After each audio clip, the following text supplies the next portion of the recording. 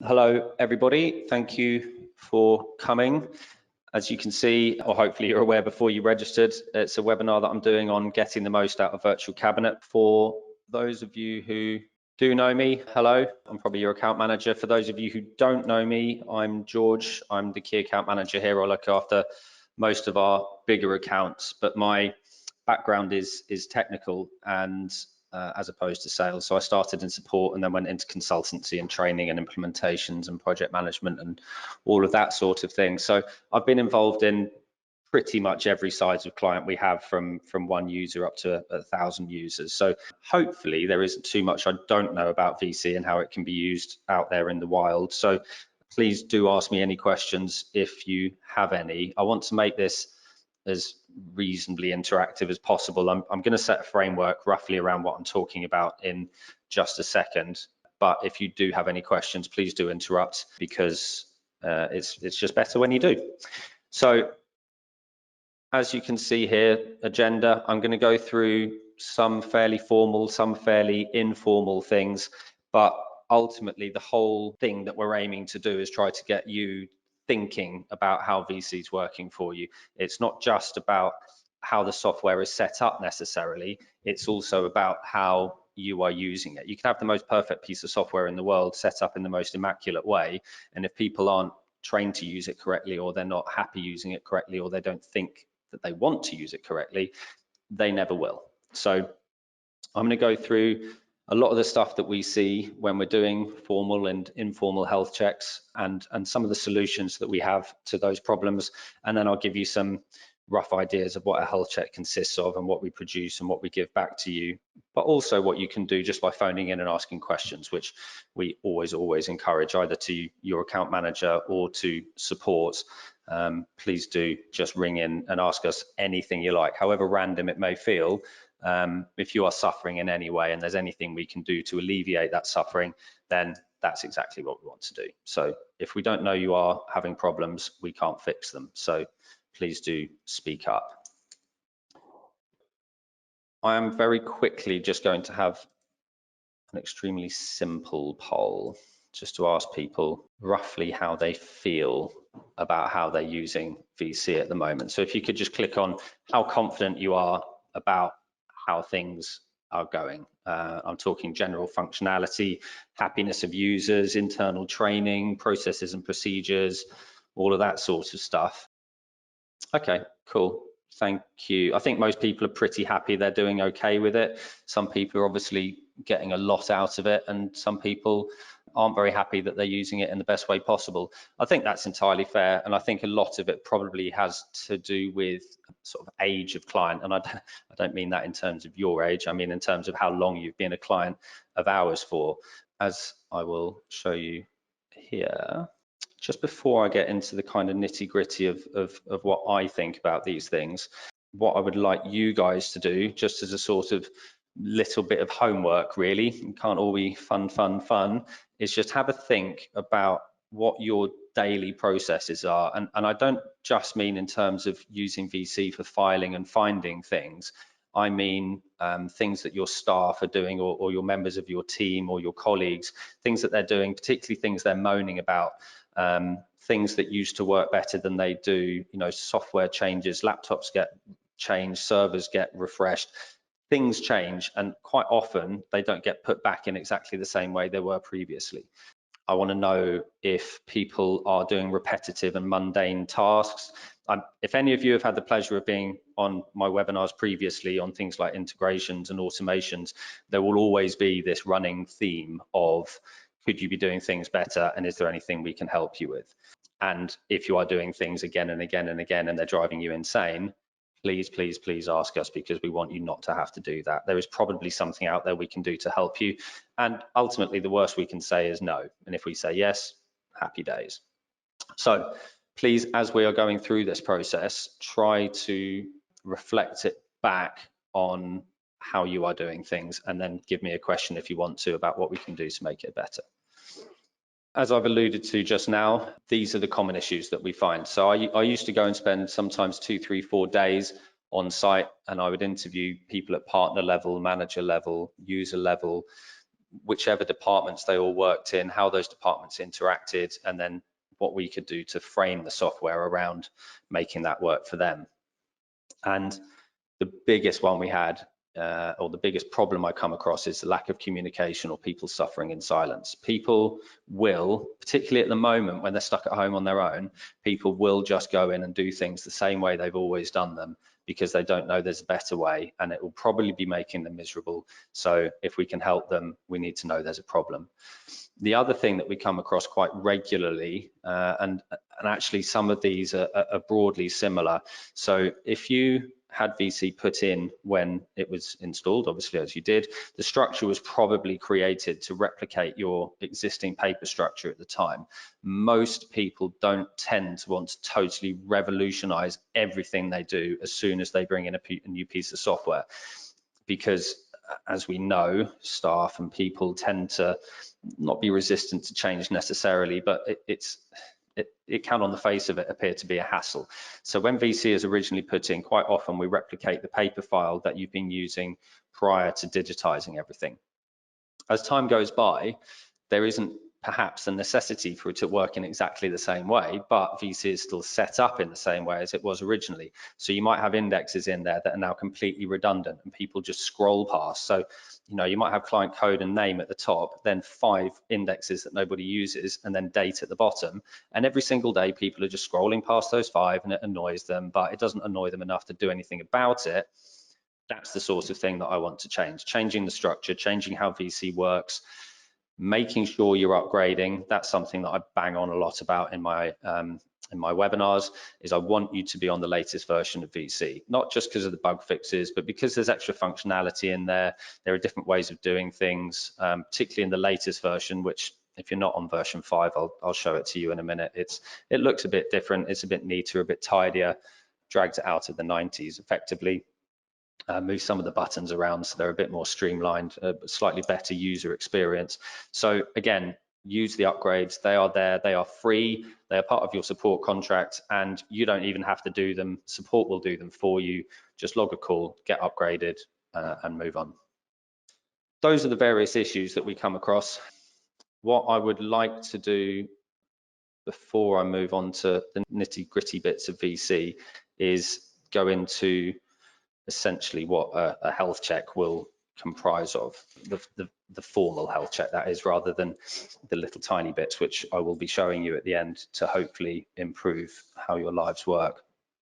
So if you think that every time anybody does anything within Virtual Cabinet, whether that's filing something, finding something, publishing a document, approving a task, all of these interactions create a paper trail effectively, but within a database. So the VC database can very quickly become very large, and facing that data in a way that you can use it, in a way that you can see how your business works, isn't actually that easy.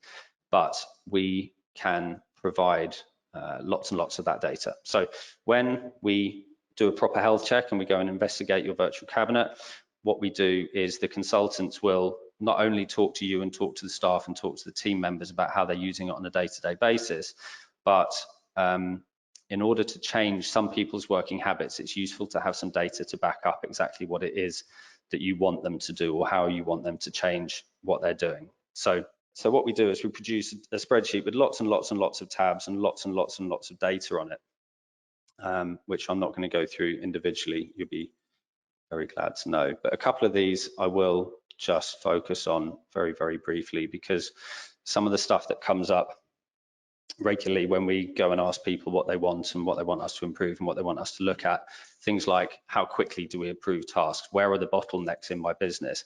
If you've got a secretary whose job it is to write letters for a partner, but those documents aren't allowed to leave the business until the partner has approved those letters, she then is sitting there waiting 5, 6, 7, 8, 9 days for that partner to do it. That is going to annoy her. But for her to be able to approve that, or for some other partner to be able to go to the problematic partner to ask them to change their behavior, we then provide things like this, which is average task completion time, how long it takes to get a document approved, which users are taking their time. Some of this is faced in VC, which I'll come to in a minute. Files older than 7 years. People complain quite regularly about when they're doing searches within VC. There's documents in there that they don't want, loads and loads of old stuff. Archiving and retention, I've also done another webinar on previously, but it is important for people not to have to sit and waste time trawling through irrelevant things when they're only trying to find one document. I mean, I would usually say that poor search results is down to poor training. Training is another thing that I will be coming back to. Internal training procedures tend to be a little bit haphazard, apart from in some really, really organized clients. What tends to happen is people will start on day one, and this is probably even harder at the moment if you haven't got formal training. They'll start on day one, they'll sit next to somebody who has been working in a particular way for a particular period of time, and they will just learn all their different bits of software off them. So, you know, they'll be learning CCH for accountants, Intelligent Office for IFAs, and VC to do all of their documentation. But if that person has bad habits, or they're not doing things in the right way, or they have their own frustrations about how it works, they will then pass those on to the other person. So it's things like that that we are trying to get out of.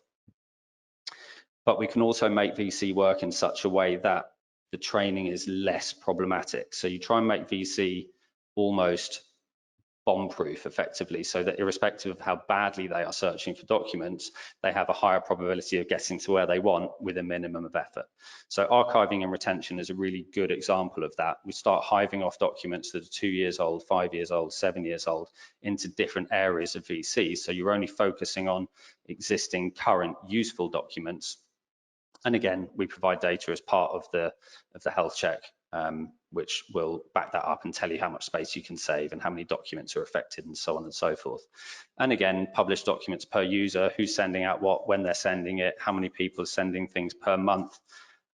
It's not designed to be like a witch hunt. You don't want to start pressuring people and hassling them unnecessarily, but you can identify things like training issues. If you've got a user who you would expect to be publishing 5 documents a day, but they're only publishing 5 documents a month, then it's probably a training issue. So you can go and sit down with them, ask them if there's a problem, see what the deal is, and then hopefully you walk away happier, they walk away happier. So that essentially is what comprises a health check in its most basic form. That's the raw data that we provide. Now, totally understandably, not everybody wants to sit there and read 17 different tabs of raw data. So what we do,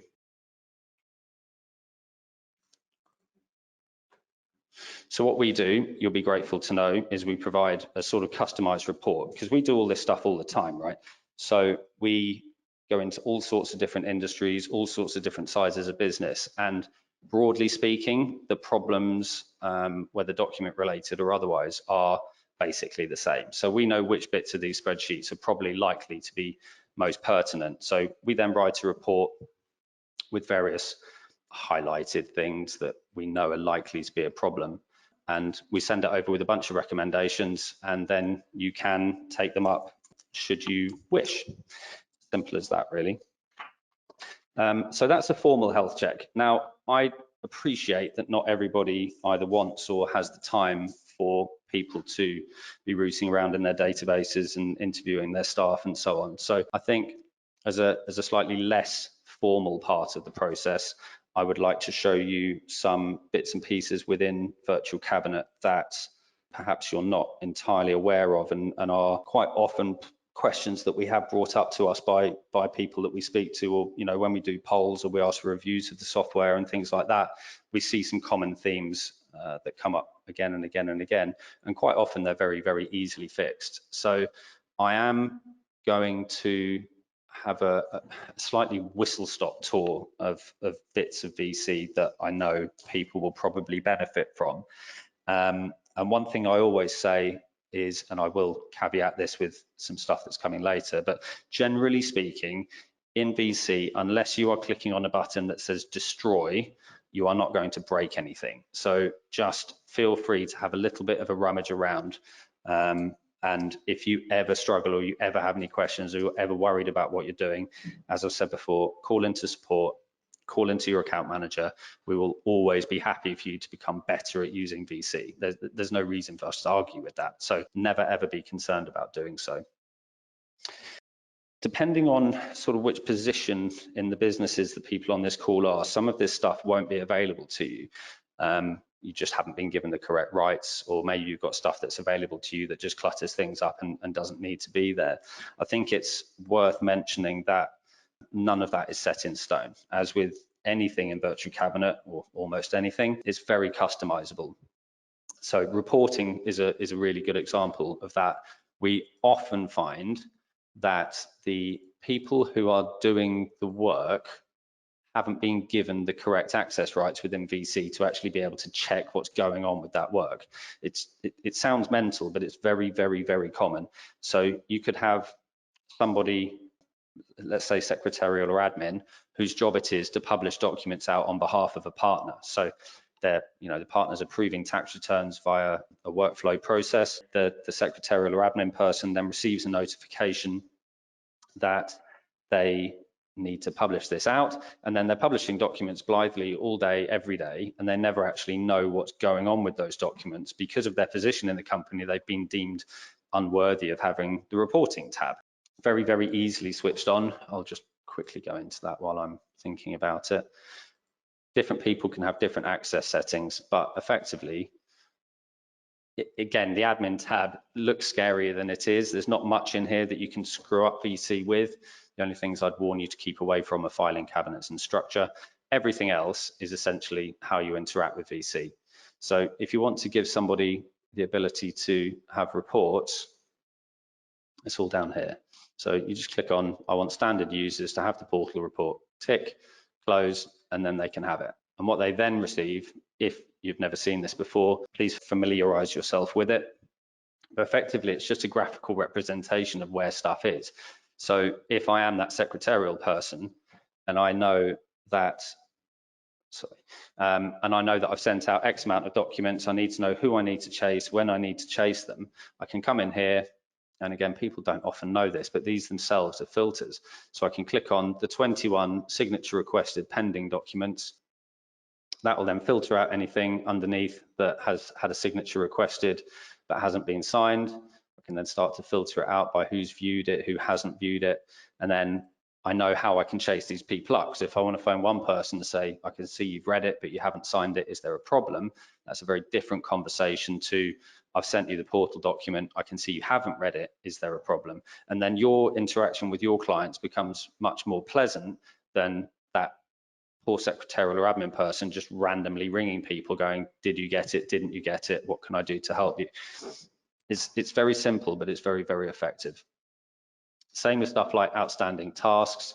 All of this can be filtered down. If you want to know who in the business has got document approval stuff waiting there, you can then start chasing them. The old classic in-tray documents. Again, sometimes I see some genuinely frightening numbers, thousands on there, but if it's creeping up a bit more than it should be, the probability is, again, that it's not a problem with the staff member not being willing to file those documents. There's probably something wrong with how VC is set up that's stopping them from doing so. For example, if somebody is scanning in a bunch of documents from 2015, just for archive purposes, so you can clear another filing cabinet out of the office, they haven't filed them because there's no 2015 in the list of drop downs of the years available to that user. And rather than phoning someone and getting it fixed, they just sit there and don't worry about it because it's just a bunch of stuff in their in tray that doesn't matter. It doesn't need to be that way. You can go in and you can add something into a list in less than 5 seconds. I mean, you literally just click on the admin tab, go into view lists, find your year one, just add in, well, I haven't got 2015 either, so I just add in 2015 and bosh, in it goes, and then they can start filing those documents. It's so often something that's really, really minor that causes loads and loads of holdups, and it just doesn't need to be that way. Okay, sorry, I was just on the port talking, when I was talking about the portal, someone's just asked about portal sign up. So again, not to do ourselves down in any way whatsoever, but when you're introducing something like the portal to your clients, the process that they have to go through to get onto the portal and put a password in and sign a document. I mean, it's, you know, it's very, very simple, but that's not to say that some people don't struggle with it. And I would say at this point that we do have lots of videos and lots of guides on how that process works and what it looks like and what the end client will expect. But one of the most common things I used to come across is when I used to sit down with a group of people who were publishing out and saying that some of their clients didn't know how to use the portal, I would say, well, have any of you published each other a document? So you know what the client is receiving, what the email looks like, what the link does when you click on it, what the login process is like, how they sign a document. And generally speaking, the answer would be no. So then I got them to publish a document to each other, go through the process, and then immediately their own working life is improved and the end client's working life is improved because they can get talked through it in 5 seconds rather than two people fumbling around in the dark together, not really knowing what's going on. Thank you for that. Just a couple of other bits that I would like to show you, just things that I know drive people insane and are very, very easily fixed. The first of which, I'm just going to pretend, so these are all the release notes for VC, as you can tell, but I'm just going to pretend that this is a memory stick that's come in from a client and it's just got loads and loads of documents on it. It used to be, way back when, that you could only get these into VC with different descriptions by filing them one at a time. Now, I completely understand that that's utterly horrendous. So what we did is we changed how VC worked so that you can select all of these documents at once and then just go send to and index. Just give that a second. So what you'll see on mine, which you may or may not have, is this multiple original file names. So what I can do, and I will show you exactly how to do this in a second, and I cannot recommend highly enough that you do this in your own internal virtual cabinets, is that will now take the original file names of any documents from memory sticks. It will take it from any documents that I'm filing from my in tray. It will take it from any email. It will put the subject line in as the description. And if you think how much time you spend typing in a description unnecessarily when the description effectively is already there, you don't need to. You can just do this instead. And I'll show you very quickly in here. Now, I know I told you not to play around with the structure, but this is the one exception to that rule. So if you are an admin person, you will be able to do this. If you are not an admin person, and this is a solution that would be useful to you if you don't have it already, please do speak to one or call us, obviously. But find your relevant cabinet, and here where it's got your description, in the default type original file name, all capital letters, all one word, and click save and close, and that is it. All of those problems will then go away. The other thing which I would like to show you, because we get a lot of questions about work in progress. So in here, for those of you who aren't aware of it, the way work in progress works is where I have a document in my search, I click on edit, it will then turn that document red, create a new version of it, make sure that everyone is aware I'm working on it, and it will put it into my work in progress as another version. So if I've got 4 or 5 documents that I'm working on over a course of 4 or 5 days, I can come in here and I can pick them straight up from here rather than having to go to search for them individually. Now, that's how work in progress should work. But what happens, or used to happen in practice, is where people especially with spreadsheets, the virtual cabinet viewer is great for PDFs and TIFFs and quick looking at Word documents and so on. What it's not brilliant at is Excel spreadsheets. So where you've got multiple tabs or you've got graphs or you've got things like that, or slightly complicated spreadsheets effectively, the viewer kind of compresses them, makes them pretty horrendous to look at. So what a lot of people do, and this will be happening a lot across your business, and if you need us to write work in progress reports to see who is and who isn't doing this, please, again, just get in touch. It's 5 seconds work for us, and it will make your lives a lot easier. What we can do instead is we can set it so that certain types of documents automatically open in their native viewer. So rather than having to go right click, edit on a spreadsheet to get it to open in Excel, looking at it, realizing it's the wrong one, closing it down, and then adding something to my work in progress increasing list, what we can do is we can make it force VC not to use the viewer for Excel and just double click to open, and it'll open in Excel. Very, very, very quick. Each individual user has a method of what you use the built-in viewer for. Change that from all documents to no documents or images only, and it will then solve that problem immediately. If you're a bigger client and you need that done company-wide, just call us and we can update it in the database and everything will be automatically rolled out. But again, if there are people suffering in silence with that one, doing that will make their lives much, much easier. I think the last tip that I will give you, and then I will probably stop talking, is around email. And again, I would hope that this was in place originally, but it's just one of those things that tends to drop off over time. I'm hoping, and I'm not going to go into them in any great detail, but I'm hoping everybody has got suggestions turned on for their emails. For those of you who don't know what that is, what it does is every time I send, let's say you send me an email, you file it under Virtual Cabinet, it will then go, next time you send me an email, it will say, well, you filed it under Virtual Cabinet last time, do you want to file it under Virtual Cabinet again? It's as simple as that. Very easily turned on, is part of the software. If you haven't got it, please get in touch because you should do. I'm just going to skip that for now because the other bit that you probably ought to know about, hopefully everyone knows what conversation rules are, automatic filing of conversations within emails straight to VC without any human interaction. Another massive plus. If you don't have it, please get it, get in touch. But the bit I'm talking about right now is the manual filing of emails, or the initial filing of emails prior to them becoming part of a conversation. If you're doing 50 of these a day, or even if you're doing 10 of these a day, and you're having to come in here, select a cabinet, select the area you're filing it in, select a client, put the description in, select a year, select a date, blah, blah, blah. There's no need for you to do any of that. We can just stop that being the case.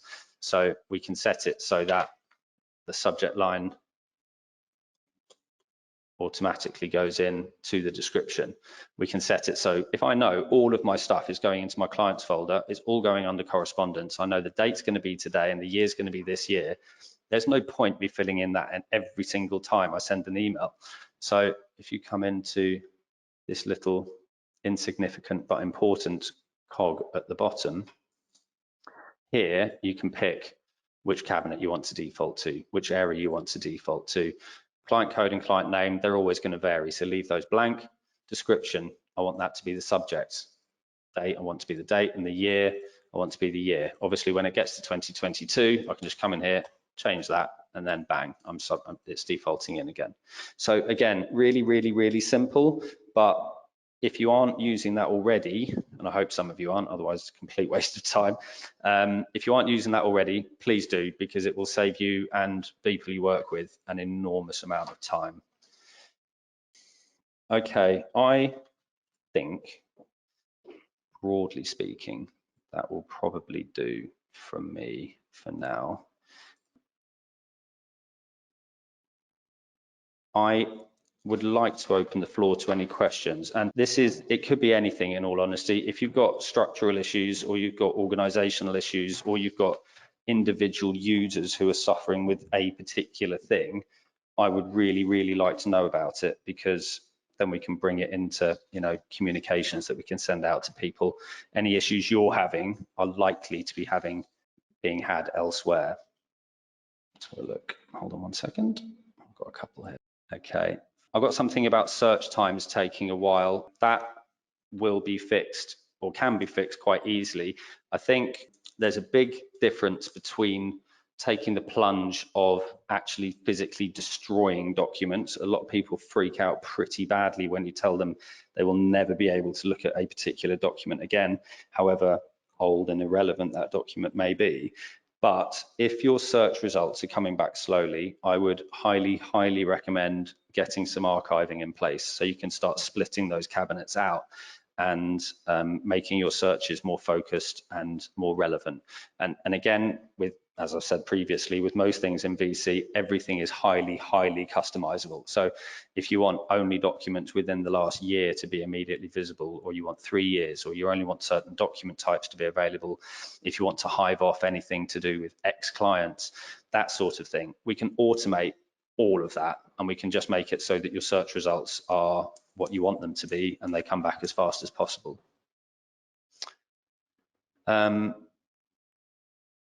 It would be nice to see alphabetized files on screen per client. Okay, yeah, I mean, that is remarkably easily done. Let me just tidy up my mess of a VC. Okay, so if I just do a blank search, and this is my system, so there's not a lot in here, but if you've got 4 million documents in your VC, as some of my clients do, doing a blank search is just going to return a whole load of junk. So, I mean, essentially, this is a training issue, but again, I don't think a lot of people know that this stuff exists. So if I was doing a search on a client, what I would do is I'd put their client code in here, and I'll just do this. I'll do a search at each step so you can see what the difference is between the ways that this stuff is coming back to me. So if I wanted to try and find something in here, I've got to filter through all this stuff, which is, you know, a pain. But what I would probably do if I wanted the perfect, in inverted commas, replication of a paper file within Virtual Cabinet, I drag that to there. So where it says drag here to group, I just drag it, drop it there. That then groups everything by different document types. I then collapse all those groups so I can then see what my different areas are. I'd then sort it by those areas, and then I'd hold down Shift and click on description. So I've got a double sort, and then what I've got is an alphabetized client file, and then as I expand these out, every document within that is then alphabetized. So hopefully doing stuff like that and just manipulating how the data is presented to you, if you can teach everybody in your firm how to do that, again, hopefully, if I can save each of them 5 or 10 minutes a day just by showing them a few bits and pieces like this, everybody is going to be happier. No, I haven't got any else at the moment. Okay, fine. I think I will call it there. That's, yeah, just over half an hour, not too bad, hopefully.